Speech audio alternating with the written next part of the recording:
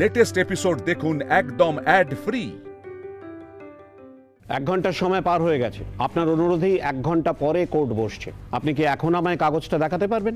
আমরা হেরে গেলাম, এত কিছুর পরেও গুগলিকে মিতুলের কাছে ফিরিয়ে দিতে পারলাম না। দাঁড়ান ধর্মাবতার,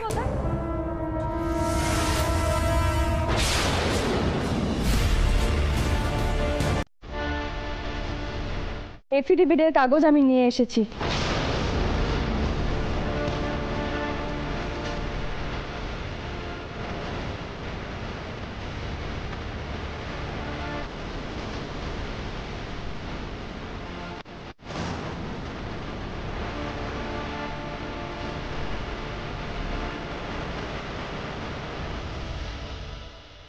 এই এফিডেভিট থেকে স্পষ্ট প্রমাণিত হচ্ছে যে স্নেহজিৎ চক্রবর্তী এবং পরমা চক্রবর্তীর 2টি যমজ কন্যা সন্তান হয়েছিল। তার মধ্যে একটি বাচ্চাকে রজত দত্ত এবং শ্রীমতী সুমিতা দত্ত তাদের কাছে নিয়ে গিয়ে রাখেন এবং পদবি পাল্টে দেন, চক্রবর্তী হয়ে যায় দত্ত, অর্থাৎ অনামিকা চক্রবর্তী থেকে অনামিকা দত্ত। আর এতদিন পর্যন্ত যিনি নিজেকে অন্তরা লাহিড়ী বলে এই কোর্টে দাবি করে এসেছেন, তিনি প্রকৃত অন্তরা লাহিড়ী নন, তিনি অনামিকা।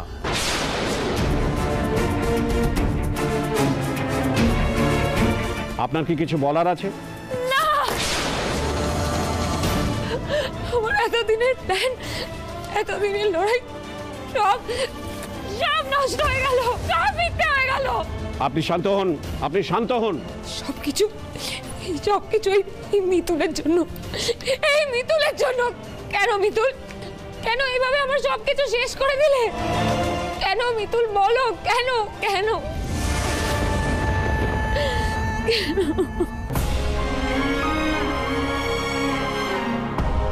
আপনি শান্ত হন, অযথা কান্নাকাটি করবেন না। আপনি যদি কিছু বলতে চান তাহলে অবশ্যই বলতে পারেন, আমি আপনাকে সে সুযোগ করে দেব। আপনি কিন্তু একবারই বলবার সুযোগ পাবেন। ধর্মাবতার, এরপর ওনার আর কি বলার থাকতে পারে? দিনের পর দিন উনি অন্তরা লাহিড়ী সেজে লাহিড়ী পরিবারের ক্ষতি করেছেন, ওদের প্রত্যেকের সঙ্গে প্রতারণা করেছেন। এরপর ওনার কি বলার থাকতে পারে? মিস্টার বাসু, ওনার কথাগুলো ওনাকেই বলতে দিন না। আদালত তো অপরাধীকেও বলবার সুযোগ করে দেয়। আপনার কি সত্যি কিছু বলবার আছে?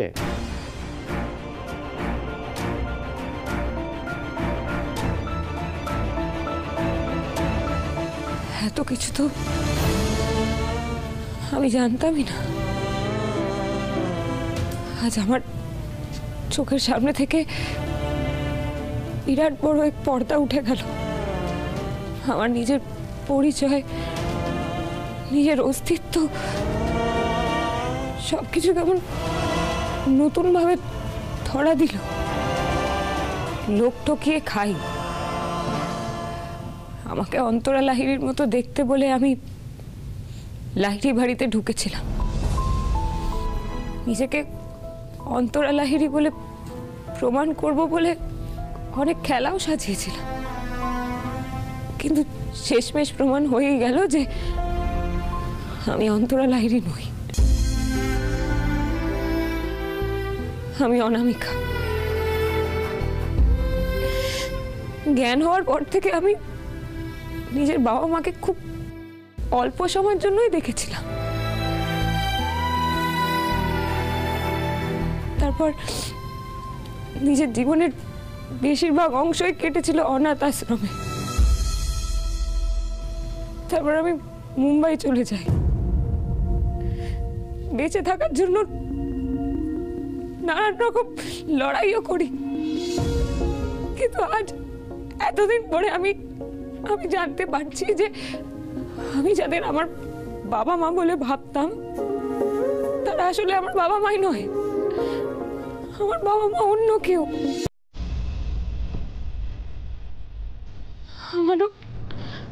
আমারও একটা সুন্দর পরিবার ছিল, আর সেটা আমাকে কেউ কোনোদিনও জানায়নি। কেমন যেন মনে হচ্ছে আমার আমার পুরো জীবনটাই এক মুহূর্তে পাল্টে গেল। আমি যাদের ক্ষতি করতে এসেছিলাম তারা যে আমার নিজেদেরই লোক,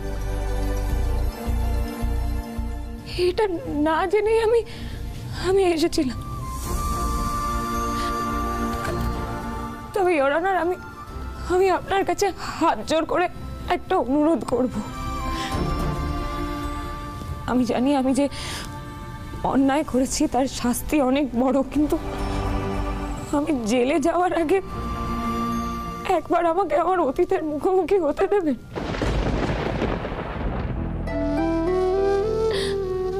আমি ওই বাড়িতে যেতে চাই যেখানে আমার নিজের বাবা মা থাকতেন, যেখানে সত্যি সত্যি আমার দিদির সাথেও প্রত্যেক বছর আমার নামেও একটা উপহার রাখা থাকতো। প্লিজ ইওর অনার, আমাকে অনুমতি দেবেন প্লিজ। আমি যতবার তোমার উপর রেগে যেতে চাইছি ততবার তোমার এই দুরবস্থা আমার চোখে জল এনে দিচ্ছে। বলে বাবা, মানুষের সাথে সাথে মানুষের জীবনও ভারী বিচিত্র। একটা মেয়ে জন্মের পর থেকে সবকিছু থেকেও কিচ্ছু পায়নি, আর সে কথা জানতেও পারেনি। এই যে বড় কষ্টের। বলে বাবা, এটি একটি ব্যতিক্রমী কেস। অনামিকা দত্ত নিজের সপক্ষে যে যুক্তিজাল সাজিয়েছিলেন তা ছিল দুর্ভেদ্য এবং দুর্লঙ্ঘ। এই দুর্ভেদ্য দেওয়াল ভেঙে ফেলেছেন লয়ার অর্কপ্রভ বসু এবং শ্রীমতী মিতুল লাহিড়ী। এটি ক্রিমিনাল লয়ারদের কাছে একটি দৃষ্টান্ত স্বরূপ কেস হয়ে থাকবে। সমস্ত সাক্ষী প্রমাণ ইত্যাদি বিচার বিবেচনা করে এই আদালত এই রায় ঘোষণা করছে যে শ্রীমতী অনামিকা দত্ত শ্রী ইন্দ্রজিৎ লাহিড়ীকে প্রতারণা করবার চেষ্টা করেছিলেন এবং তার জন্য ব্যবহার করেছিলেন একটি শিশুকে। সেই জন্য এই আদালত অনামিকা দত্তকে 3 বছরের সশ্রম কারাদণ্ড এবং 2 লক্ষ টাকা জরিমানা করছে এবং তার সঙ্গে পুলিশি প্রহরায় তাঁরই অনুরোধে তার বাবা মায়ের বাড়িতে একবার যাওয়ার অনুমতি দিচ্ছে এই আদালত। The case is dismissed.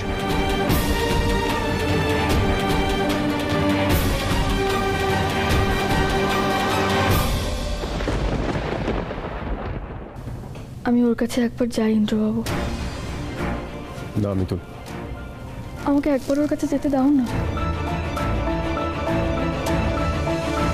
তুমি ওর চোখ মুখের অবস্থা দেখেছ? এত বছর পর একজনের অস্তিত্বের নতুন একটা দিক চোখের সামনে খুলে গেছে।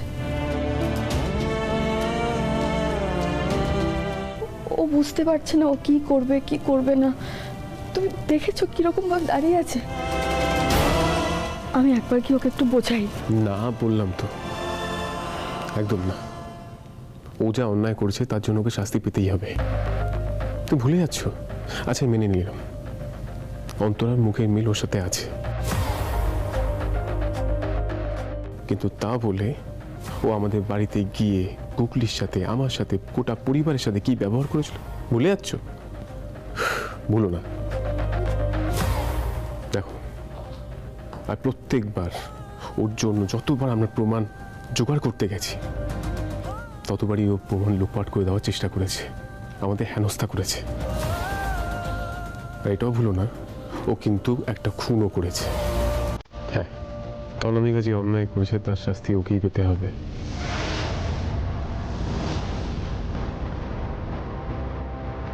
চলুন ম্যাডাম।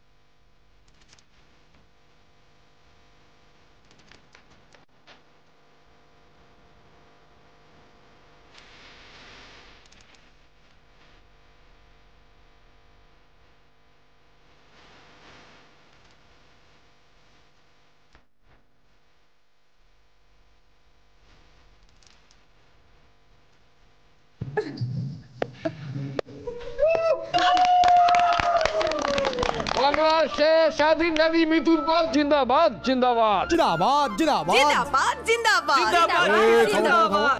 আই অবজেক্ট, দাঁড়াও। মিতুল পাল জিন্দাবাদ, কথায় কথায় মিতুল পাল মিতুল পাল, এটা আবার কি? হ্যাঁ, পালেরা সব ক্ষীর খেয়ে চলে যাবে। আরে লাহিড়িরা, তারা কি বানের জলে ভেসে এসছে নাকি?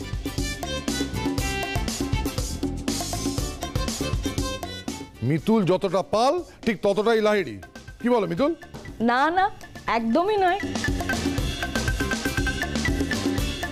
শুধু পাল নই তো, আমি মিতুল পাল, সাথে সাথে মিতুল লাহিড়িও। বলো, মিতুল লাহিড়ি জিন্দাবাদ জিন্দাবাদ জিন্দাবাদ মিতুল লাহিড়ি জিন্দাবাদ জিন্দাবাদ জিন্দাবাদ। আমি জানতাম মিতুল মা তুই জিতবি, তোকে আমার কাছ থেকে কেউ আলাদা করতে পারবে না। আমার মায়ের কাছ থেকে আমাকে কেউ আলাদা করতে পারবে না, কেউ না। একদম তাই, একদম তাই। তাহলে আজকে মিতুলের অনারে একটা বেশ জমজমাট খাওয়া দাওয়া হোক। হ্যাঁ, পঞ্চা, তুমি এখন এখানে দাঁড়িয়ে আছো, যাও বাজারে যাও। Yes, যাও, যাও। দাদু, I will go. আগে পার্টিটা এনজয় করে নি। কি এনজয় করে নি? পারি সত্যি কতদিন পর আবার লাহিড়ি বাড়িটাকে লাহিড়ি বাড়ির মতো লাগছে। যা বলেছিস, দম বন্ধ হয়ে আসছিল একেবারে। উফ, যাকে যা হবার হয়ে গেছে, এখন শুধুই আনন্দ। আচ্ছা সেসব তো হবে, বলছি যে পার্টি প্ল্যানটা করা যাক নাকি? আরে হ্যাঁ, পার্টি প্ল্যান তো করতেই হবে আঙ্কেল।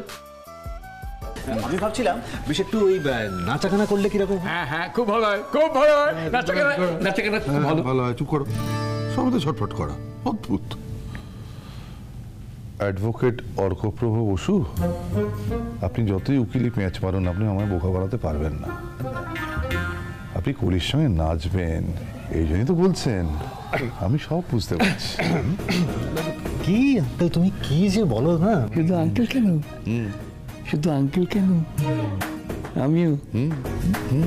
কি দেখেছো তোমার শুরু করেছে? কি ব্যাপার বলো তো, তোমরা তিনজন কি এত গুজুর গুজুর ফুসুর ফুসুর করছো? না না কি না? না না, আচ্ছা বলবো কি বলি? ইয়ে মানে বলছিলাম যে আমরা হলাম চির নবীন, হ্যাঁ, ওই নাচাগানার কথা হচ্ছিল আর কি। আমিও। কি তুমিও? কি তুই কি?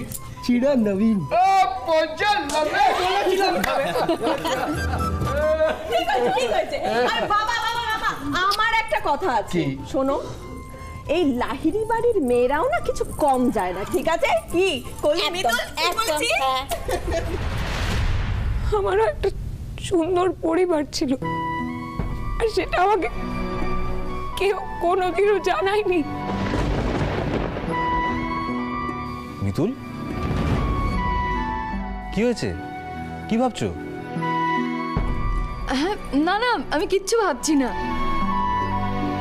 মিতুল মা, তুই আমাকে সত্যি করে বল তো, তুই আমাকে আর কখনো ছেড়ে যাবি না তো? না শোনা, কখনো ছেড়ে যাব না আমি আমার কুকলিকে।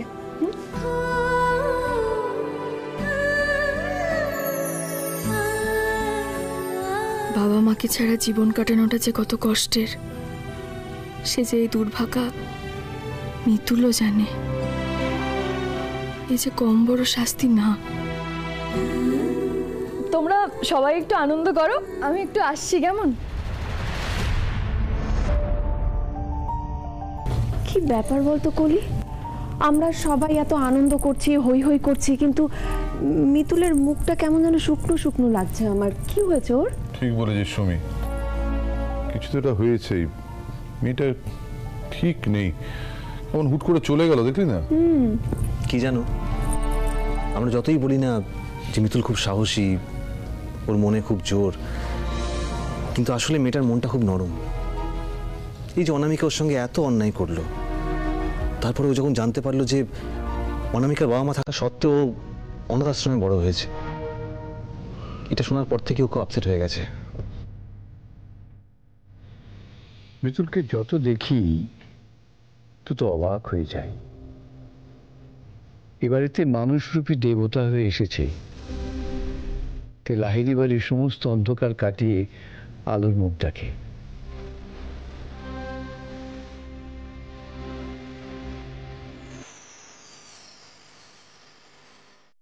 কেমন সব গুলিয়ে যাচ্ছে, আমি কিছু বুঝতে পারছি না। কে এসেছিল আর কাগজটা আমি এখানে নিয়ে এসেছিলাম কি করে জানলো? এটা তো কারোর জানার কথা না। আমি এখানে কাগজটা নিয়ে এসেছিলাম কারোর জানার কথা না। কি করে কে এসেছিল বলো না, কে এসেছিল? আমার খুব ভালো লাগছে, বলো কি? তুমি যা ভাবছো আমি সেটাই ভাবছি।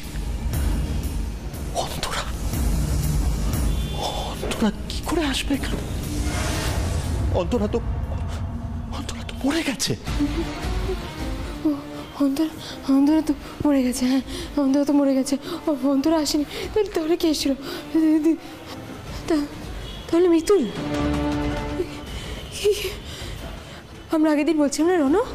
হ্যাঁ, আমরা আগের দিন বলছিলাম না যে মিতুলের সহায় ভগবান আছে। শুধু ভগবান নেই, ও সহায় ভূতও আছে। কি অবস্থা বাবু, তো কি অবস্থা। শোনা বলছে কি, মিতুলের উপরে আর কিছু আমরা করবো না এখন। হ্যাঁ, ও কেসে জিতছে না, ওকে জিততে দাও। ও যদি ওর উপর যদি আমরা আবার কিছু করি আমাদের প্রাণটাই চলে যাবে। না, আমরা এখন কিচ্ছু করবো না। খুব ভালো আছে। আমি না এখান থেকে পালিয়ে যাই। তুমি না।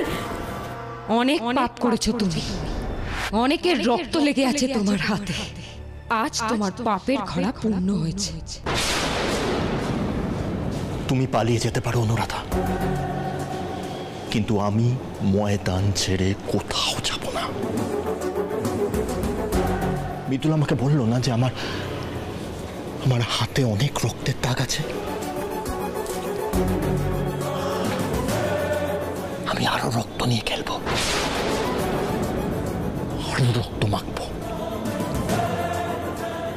মিতুল পাল আর ইন্দ্রজিৎ লাহিড়ীর দাপট ঘোচানোর জন্য যা করতে হয়, যত দূর যেতে হয়, আমি যাবই। আই প্রমিস ইট, আমি যাবই।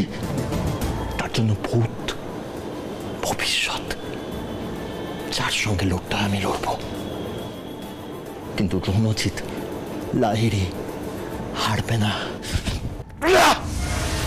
না, রণজিৎ লাহিড়ী। আমার এখন এই খেলাটায় না একটা নেশা হয়ে গেছে। I'm loving it. This is my drug right now. এই চাল পাল্টা চালের খেলাটাতে শেষ পর্যন্ত রণজিৎ লাহিড়ী জিতবে। রণজিৎ লাহিড়ী জিতবে।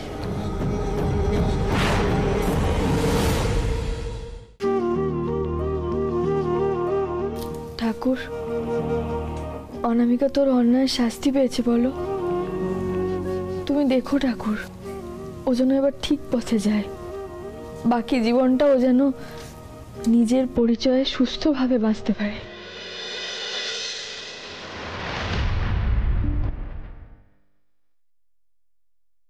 আপনারা একটু বাইরে দাঁড়াবেন দয়া করে। আমি একটু এই ঘরটাতে একা থাকতে চাই। ঠিক আছে, কিন্তু মনে রাখবেন কোনো রকম চালাকি করার চেষ্টা করবেন না।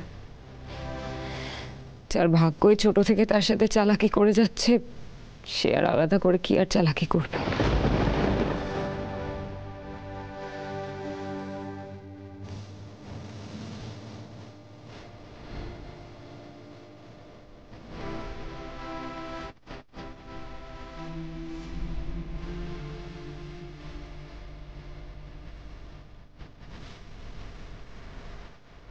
আপনি যখনই কোনো গিফট দেবেন তখন দুটো করে দেবেন।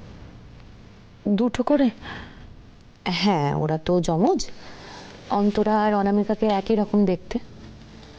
আপনি ভাববেন আপনি একটা গিফট অন্তরাকে দিচ্ছেন আর একটা গিফট অনামিকাকে দিচ্ছেন।